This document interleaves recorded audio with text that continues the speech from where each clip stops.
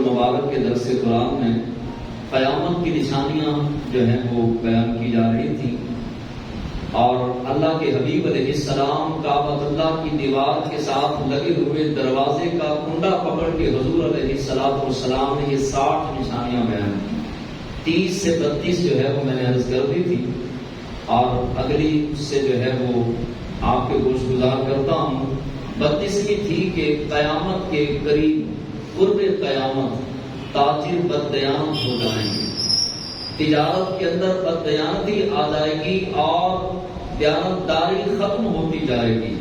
Number 33، قرآن کو بڑا خوبصورت چھاپا جائے گا، بڑے خوشبودار اور رنگین صفحات ہوں گے، خوبصورت چھاپا تو جائے گا مگر قرآن پڑھنے والے چیدہ چیدہ ہوں گے، قرآن کی تلاوت کرنے والے کم رہ جائیں گے، لیکن قرآن کو خوبصورتی کے ساتھ چھاپا جائے گا۔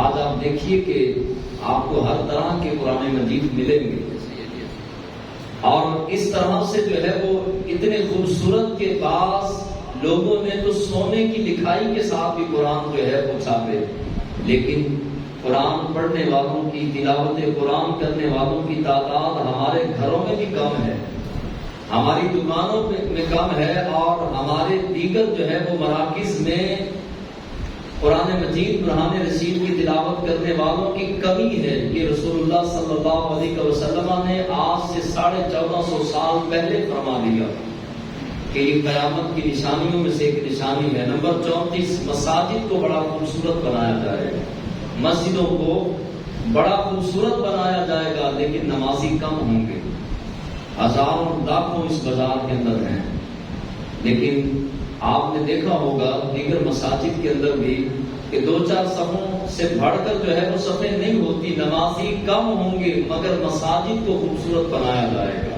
نمبر 36 بلکہ 35 بڑے بڑے مینار بنائے جائیں گے، یعنی یہ بھی قیامت کی نشانیوں میں سے ایک نشانی ہے۔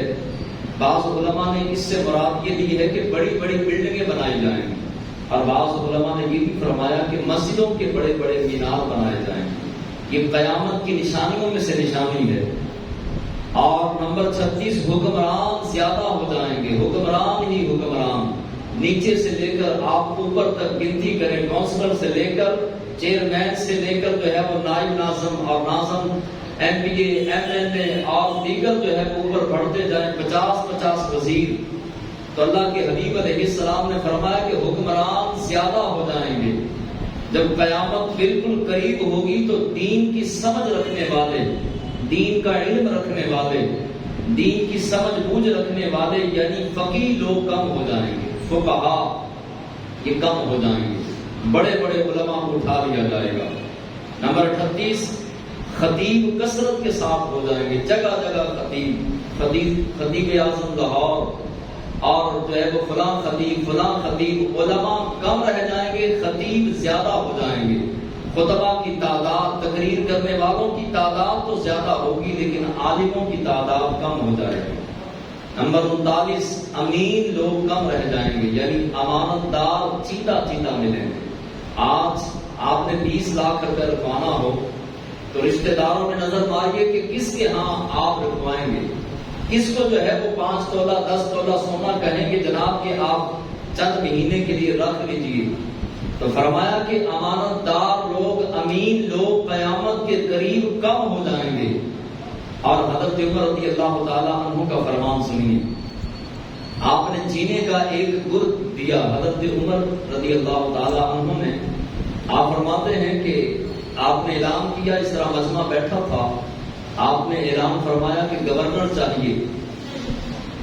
اب جو ہے وہ عوام الناس نے جب اعلان کیا تو ایک شخص نے کہا کہ فلاں آدمی بہتر ہے، آپ اس کو گورنر رکھ لیجیے۔ تو حضرت عمر رضی اللہ تعالیٰ عنہ نے 4 سوال کیے۔ آپ بھی زندگی کا اصول بنائیں، جو بات میں عرض کرنے لگا ہوں جو حضرت عمر رضی اللہ تعالیٰ عنہ نے امت کو دیا۔ آپ نے شخص کو اپنے پاس بلا کے بٹھایا اور فرمایا کہ تو نے اس کے ساتھ سفر کیا ہے؟ اس نے کہا نہیں۔ آپ نے فرمایا تو نے اس کے ساتھ بیٹھ کر کھانا کھایا؟ وہ شخص کہنے لگا نہیں، کھانا بھی نہیں کھایا۔ آپ نے تیسرا سوال کیا، فرمایا کیا تو نے اس کے ساتھ لین دین کا معاملہ کیا؟ کبھی پیسے دیے یا اس سے دیے لین دین کے معاملات اس کے ساتھ کیے؟ کہا نہیں۔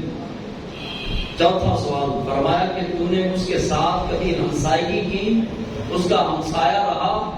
وہ شخص کہنے لگا نہیں۔ تو فرمایا صرف تو نے اس کو کمر دوری کرتے دیکھا، یعنی خالی اس کو نمازیں پڑھتے دیکھا ہے، اور فرمایا بندہ اچھا کمر دوری سے خالی نہیں ہوتا بلکہ معاملات سے اچھا ہوتا ہے۔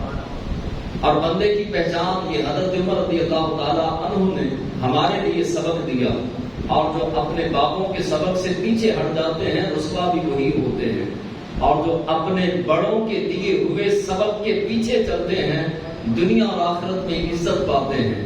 حضرت عمر رضی اللہ تعالیٰ عنہ فرماتے ہیں بندے کی پہچان معاملات سے ہوتی ہے، لین دین کے معاملات، دیگر ملنے جلنے کے اور جو ہے وہ دنیاوی معاملات کرنے سے انسان کی پہچان ہوتی ہے، نمازوں سے نہیں پہچان ہوتی۔ حدیث پاک میں اللہ کے حبیب علیہ السلام نے فرمایا کہ دنیا کا بدترین آدمی وہ ہے، بلکہ ایک دوسری روایت کے اندر فرمایا کہ میری امت کا بدترین آدمی وہ ہے جس نے دین کے لبادے میں لوگوں کو لوٹا، دین کا لبادہ اوڑھ کر اور اسلام کا نام لے کر، دین کا نام لے کر جو ہے وہ لوٹا۔ مصطفیٰ علیہ رحمت نے فرمایا میری امت کا سب سے بدترین انسان وہ ہے۔ اسی لیے تو ایک شاعر نے بڑے خوبصورت انداز میں کہا کہ دنیا میں رہنا ہے تو کچھ پہچان پیدا کر۔ بعد میں ہمارے پاس آ جاتے ہیں جناب ہم فلاں تعویذ لینے گئے تھے تو انہوں نے 10,000 روپے مانگا، ہم نے 10,000 بھی دے دیا اور کام بھی نہیں ہوا۔ تو میں نے کہا تجھے کس نے کہا تھا 10,000 لینے والے کے پاس تعویذ لینے جا؟ آتا مسجد میں کھولتا قرآن، پڑھتا سورہ یاسین، اپنے بچوں پر بھی دم کرتا، اپنے اوپر بھی دم کرتا، نماز کی پابندی کرتا، رب نے سارے مسئلے حل کر دیں۔